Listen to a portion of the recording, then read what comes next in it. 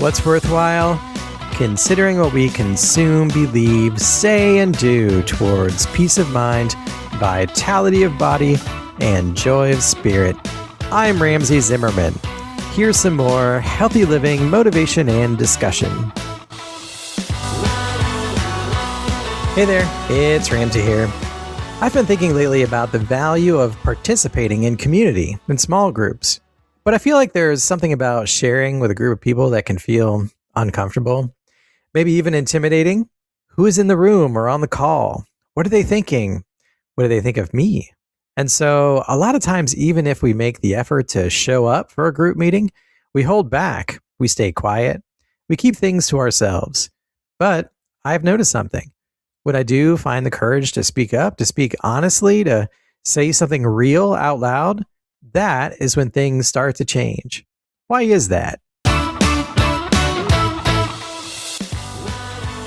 You know, I've been part of a lot of groups over the years. Different kinds of groups, different sizes, different purposes. Some have been great, others not so much. And honestly, groups have often felt a little terrifying to me, especially when they get bigger than just a few people. There is a certain uncertainty that comes with it.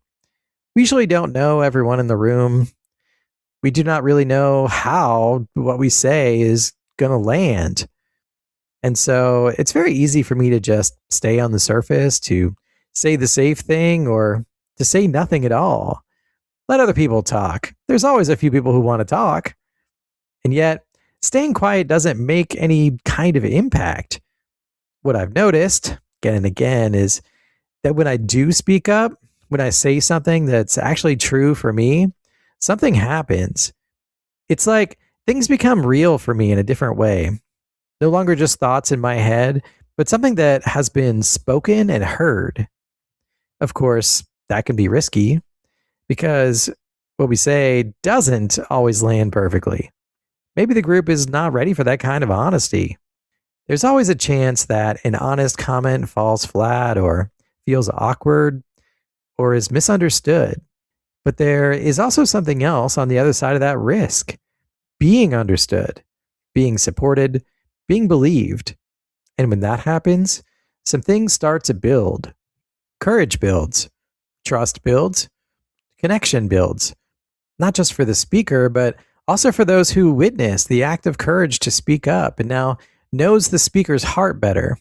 Maybe that listener needs to say something and will be better able to speak up with some ice having been broken. And I've started to wonder if one of the reasons so many of us struggle to make real, lasting changes in our health is because we're trying to do it on our own. We try to eat better on our own, sleep better on our own, manage stress on our own, think better thoughts. And we tell ourselves that we should be able to figure it out, that we should be able to handle it. But it's hard. It's hard to stay consistent when no one else sees what you're doing. It's hard to stay encouraged when no one else is walking through it with you.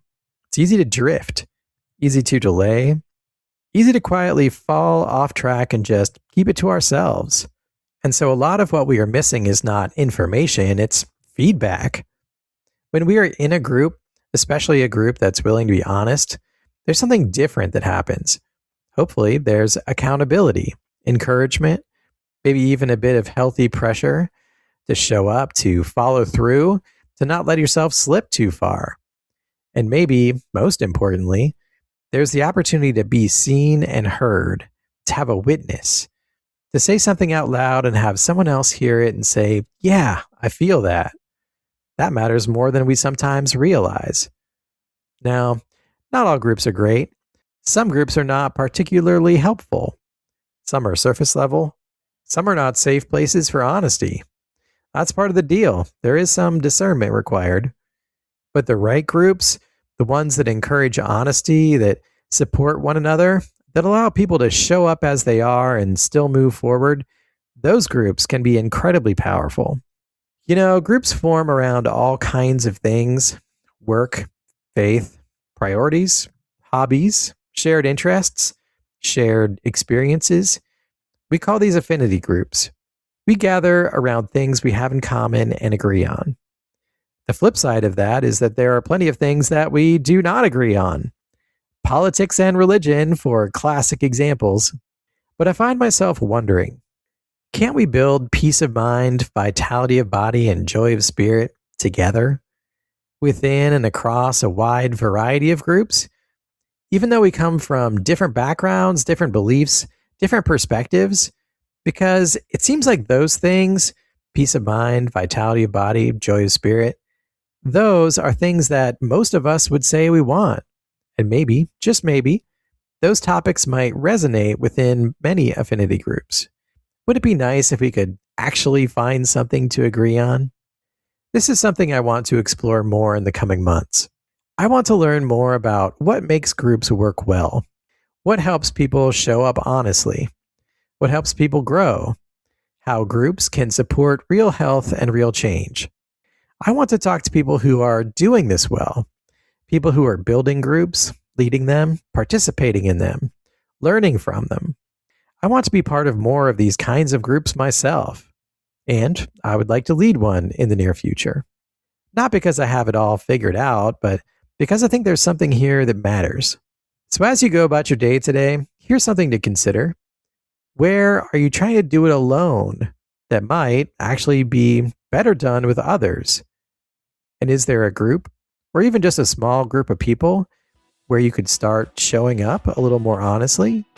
Yeah, it might feel a bit uncomfortable, but it's also where things start to change. And for today, that is enough. Ready for more? Visit what'sworthwhile.net to listen to podcast episodes, master your response to stress by reading my book, Stress Response, available through Amazon, or to get better before burnout sets in by requesting the free guide. Regardless of where you are in your journey, I'd love to hear from you and talk about how we might move forward together. Please contact me, Ramsey Zimmerman, through the website or on social media like Instagram, Facebook, LinkedIn, or X. Thanks.